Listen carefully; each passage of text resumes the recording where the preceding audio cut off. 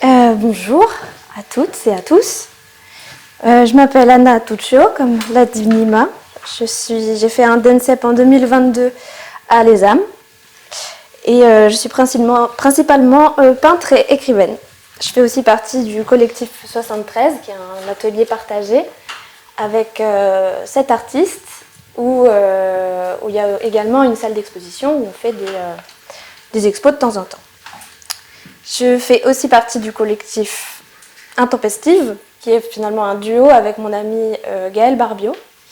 Et on est des commissaires d'expo et des artistes. On organise des expositions à Caen et ailleurs.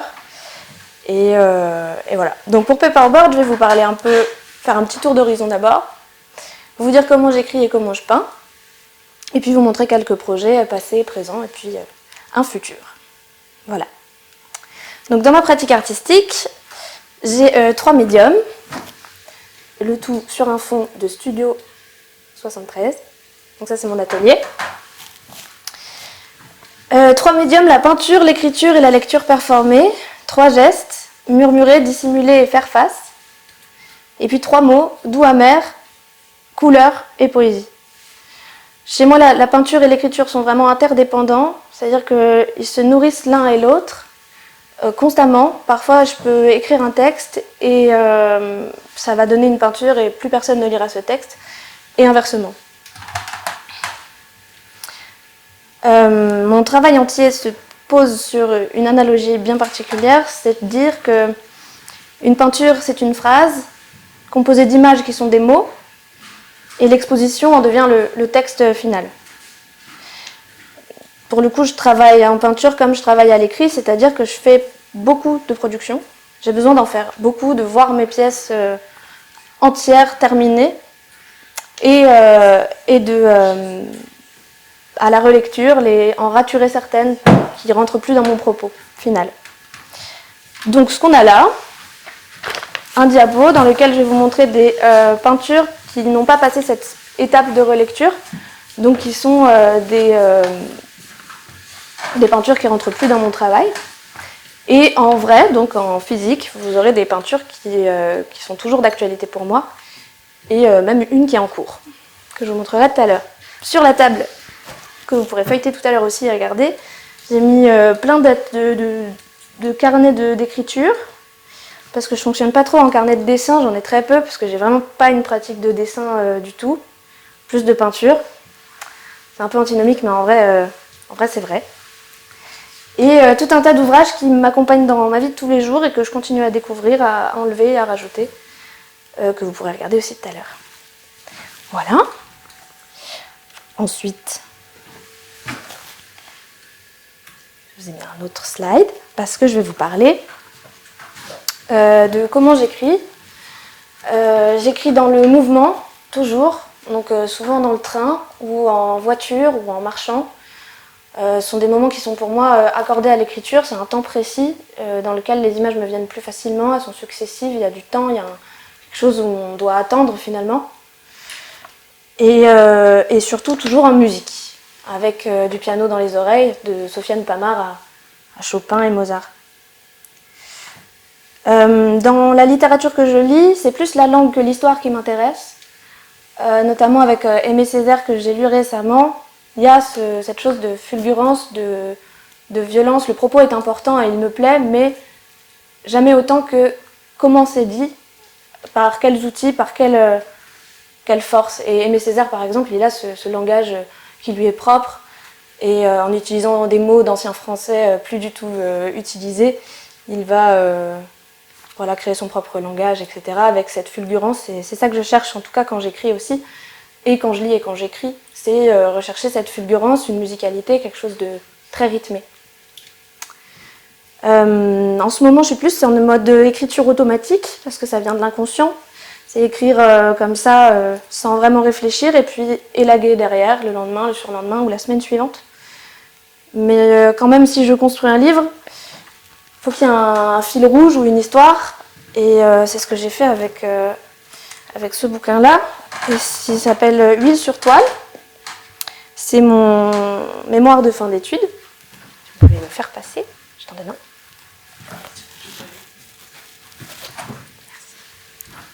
Vous pouvez feuilleter un petit peu. C'est un livre que j'ai écrit et composé comme un autoportrait à la peinture à l'huile, mais finalement à l'écriture. C'est-à-dire qu'on rentre dans le texte comme on rentre dans une peinture, couche après couche, de la plus superficielle à la plus ancienne et la plus profonde. J'y ai parlé du passage à l'âge adulte, j'y ai parlé de mon engagement féministe, j'y ai parlé de mes origines culturelles et de pas mal d'autres choses encore.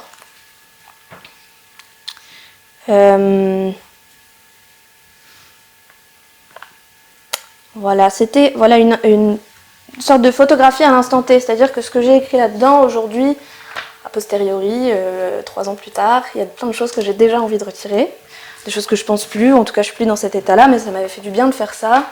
Et c'était quelque chose que je voulais faire depuis la première année. Je m'étais toujours dit, le mémoire de la fin, c'est un livre. Ça, c'était sûr. Et pendant la même année, j'ai fait cette peinture, qui est un autoportrait et qui est le premier être humain que j'ai peint sur une toile, pour être plus facile que de se peindre soi-même. Et voilà, donc tous les deux à la même période, donc que ce soit l'autoportrait qui est là ou le livre Huile sur toile, sont des choses auxquelles je me réfère plus parce que c'est des photographies à un instant T. Ça voulait résumer ces 5 années à l'ESAM par exemple, et puis voilà, ça ne me correspond plus tout à fait. Mais je les garde quand même en tête. Cette peinture, je l'envisage plutôt comme une peinture laboratoire, c'est-à-dire un socle qui va me permettre de peindre maintenant plus de portraits, ce que je fais depuis que je suis plus aux Beaux-Arts. Voilà. En même temps, il y a des peintures qui échappent aux ratures. C'est pas forcément que les nouvelles que je garde. Celle-là, elle est plus ancienne que l'autoportrait, mais pourtant je la garde. Je vais vous expliquer pourquoi. Est-ce que tout le monde la voit bien? Ah oui, il y a des crochets. Ça, c'est malin. On la voit mieux. Très bien. Elle s'appelle Emprise. Et je l'ai ramenée parce que je voulais vous parler des animaux dans ma peinture. Bon, je peignais beaucoup des animaux avant, surtout pendant mes années d'école. Les animaux, ils me permettaient d'oublier certaines choses politiques. Les animaux sont politiques, mais ils le sont beaucoup moins que quand on peint un humain qui a un genre, qui a un statut social, trahi par des vêtements, ils ont une couleur. Donc beaucoup plus de questions à se poser. Et c'est ce que j'évitais avec ça. Et ça me permettait aussi de peindre en fait des situations humaines plutôt que de les travestir. Ils ne sont pas du tout anthropomorphes. À aucun moment je vais leur mettre des vêtements ou à aucun moment ils vont marcher sur 2 pattes. C'est vraiment pas l'idée. Et voilà, alors que là, pour le coup, j'ai plutôt travaillé avec un... Voilà, c'était un vidéoprojecteur, parce qu'encore une fois, j'ai pas cette appétence du dessin. Moi, j'aime la couleur, et le dessin, c'est un peu barbant pour moi. Voilà. Et là, je suis partie d'une photographie.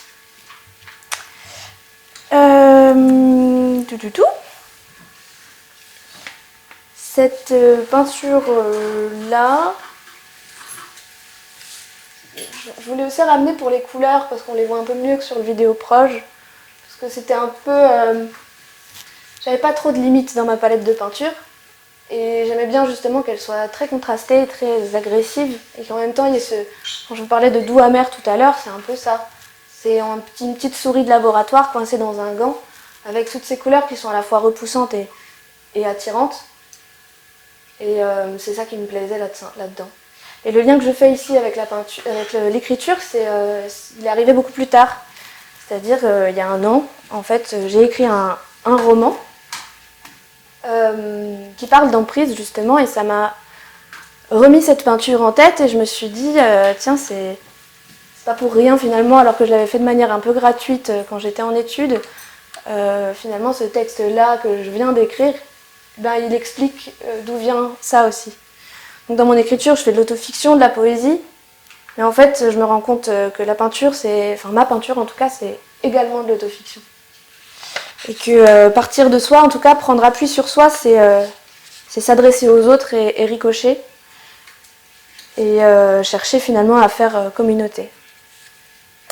Et un bel exemple de communauté, c'est la peinture Sabbat, que je vais vous montrer tout de suite. Et dans quel sens? Je prends le bas? Ouais. S'il te plaît.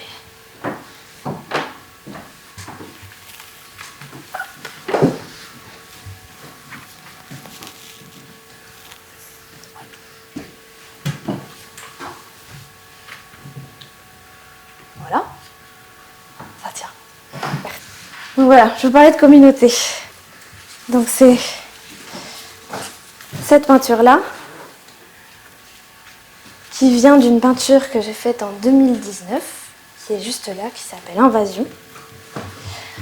J'avais envie, en 2021, de faire en fait cette même peinture, mais en beaucoup plus grand, avec la même échelle, c'est-à-dire vraiment de les avoir en tout petit comme ils sont là, enfin petit, tout est relatif, mais que ça grouille tout pareil, que ce soit comme un grand détail, mais sur toute la toile. Et l'idée a un peu évolué et j'avais envie de faire quelque chose de... Donc cette toile, pardon, elle s'appelle Sabbat. C'est une réunion de sorcières, donc c'est pour la communauté du coup de petites souris de femmes. J'ai fait une liste de mots pour la peindre. Dedans, il y a crier, veiller, s'aimer, s'embrasser, se battre, mourir aussi, et guérir, puis danser. Je me suis demandé en fait qu'est-ce qui constitue la communauté, et c'est ces mots-là qui sont sortis. Et donc j'ai essayé de les mettre en scène un petit peu. Je me suis aidée d'images des rats de Paris, glanées sur Internet. Je vous les épargne. Et je me suis aussi inspirée de peintures d'autres artistes, donc avec pour le coup une consonance bien anthropomorphe. Donc les femmes qui dansent de Linette Yadom Boakye, The Hours Behind You, elles se retrouvent, 3 d'entre elles se retrouvent ici. Et pour Nicole Eisenman, eh bien, les 2 qui sont là, ça c'est un détail, hein, se retrouvent juste là.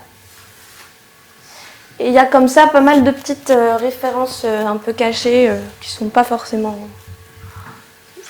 C'était volontaire que ce soit un petit peu caché aussi, c'est une petite anecdote. Un truc à la Bosch. Voilà ce que j'ai écrit sur mon papier. Quelque chose d'attirant et de repoussant en même temps. Je crois qu'il y a un mot pour ça dans la littérature, ça s'appelle le sublime, et c'était un peu ça. Qu'on puisse se perdre dedans, et qu'en même temps, il y a un truc où on n'a pas trop envie d'y aller non plus. Donc le petit rappel quand même. Et là, voilà, donc, en termes de communauté, on y est, il y a tout le monde. Les ventres sont tous un peu à vif, déchirés. Elles sont blessées, mais elles sont ensemble. Et c'est ça que je voulais dire.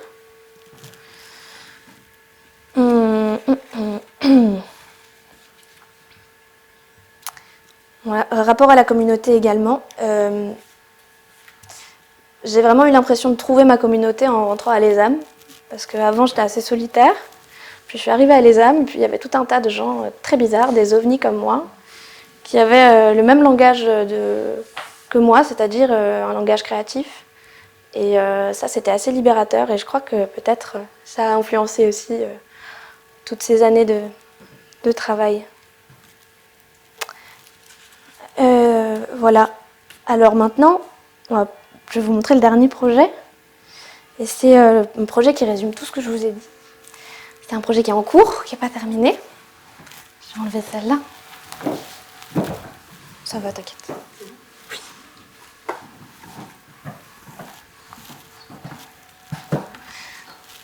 C'est une série de peintures à l'huile qui n'est pas terminée.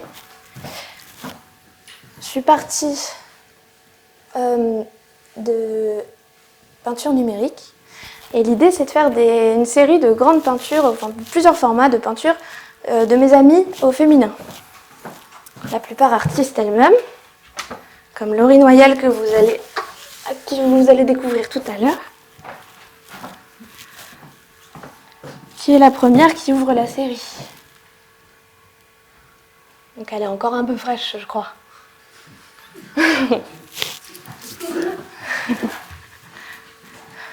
Oui, la peinture, pas Laurie. J'avais envie de montrer cette communauté-là de femmes qui m'accompagnent, qui sont vraiment, au sens vrai du terme, des sœurs, comme une vraie famille qu'on se choisit et qu'on se compose. Je voulais montrer la complicité. Et donc voilà, celle-là est vraiment pas du tout finie. Hein. Faut pas oublier ça quand même. Je me suis appuyée sur ça pour travailler, donc sur la tablette graphique, parce que ça m'éloigne de la photographie. J'avais l'habitude de projeter une photo, et pour le coup, des fois, on est un peu trop rigoureux dans la photographie, et j'avais pas envie de ça. Je voulais plutôt... En fait, quand j'ai projeté, pour ne pas dessiner, encore une fois, l'image sur la toile avant de la peindre, j'ai projeté cette image-là, donc qui est plus libre dans le dessin. Et voilà, ça me permettait de m'évader un petit peu de tout ça. Et pour le coup, donc tu es la première, Laurie, d'une série à venir. Je leur ai demandé à chacune comment elles ont envie d'être représentées au monde. Donc ça a donné lieu à des petites surprises.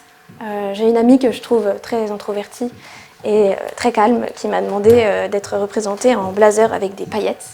Donc j'ai trouvé ça super.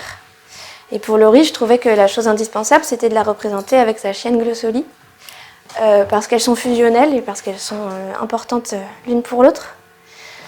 Et par là, je voulais aussi rendre ce petit sourire léger qu'on aperçoit là, et un peu là, mais on n'y est pas encore. Et puis le peu de mélancolie qui passe dans les yeux. Et puis son appartement, parce que Laurie, comme moi, elle est casanière, et sa maison, c'est son nid. Et donc c'était évident que c'était la scène de son portrait. Voilà.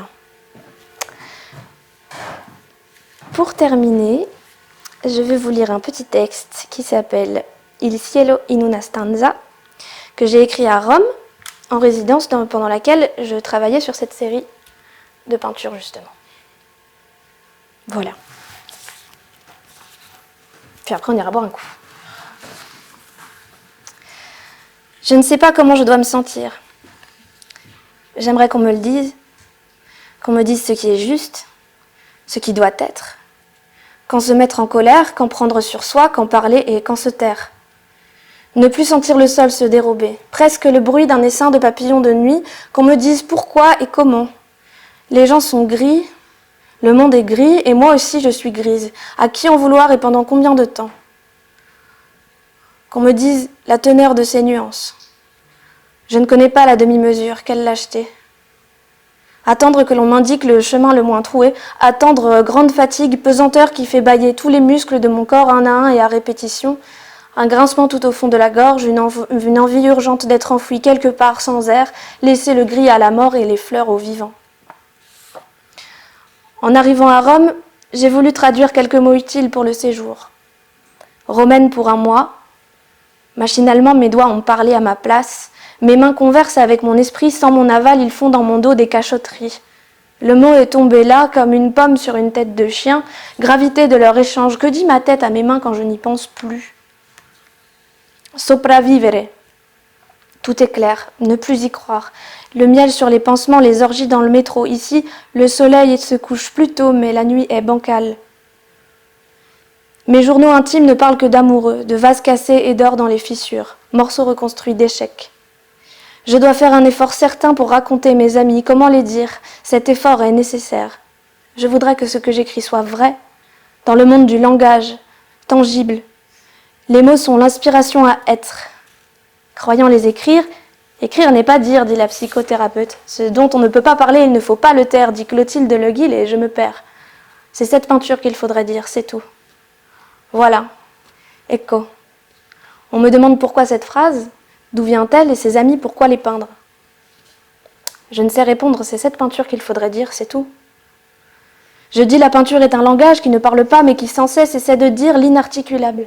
Que ces filles-là, que c'est auprès de ces filles qu'on touche à la résilience, à la poésie des courbes de leurs pensées, à l'intensité de leurs pupilles rondes qui viennent chercher dans l'être le trouble, l'insecte à 1000 pattes, que le fond de nos valises se ressemble, fond de coffre en mousse et les motifs. Je dis les papiers peints de nos cauchemars sont pressés par les mêmes hommes sur les mêmes rouleaux dans des usines à bordel, des fabriques de mannequins à poitrine moyenne, dire l'amitié, les sœurs, ce pouvoir dire autre chose que l'amour. Dire nos récits par la peinture, le semblable de nos drapés et les subtilités de leurs mots. È questa pittura che dovremmo dire. Les histoires se ressemblent, les peintures diffèrent. Dire par leurs regards qui traversent, interroger-les, répondre à leurs invectives, comprendre les profondeurs et les liens, regarder les frises qui tapissent nos cauchemars entre les couches, les usines à bordel, les mannequins en plastique, la lumière des lampadaires la nuit, mon ombre 4 fois sur le goudron, dire aussi la force de l'oubli, le pouvoir de renoncement, dire que c'est auprès d'elle qu'on touche la résilience, au sommet des montagnes russes de nos cycles, dire les organes, les artères et les pardons, dire les parasites voraces, la douleur de la dentelle, la canicule, c'est cette peinture qu'il faudrait dire. Ni les fleurs, ni les tombes, ni la musique. Presque le bruit d'un essaim de papillons de nuit, la voix de l'hirondelle, les crachats sur le trottoir, la sueur dans le métro, les mains sur nos poignets, dire l'absence de parole, le silence, l'éloquence du silence. Il faudrait dire l'éloquence du silence de la peinture. J'ai pleuré dans l'avion qui m'a mené à Rome, de quitter mes parents et leur météo. Voilà. Merci.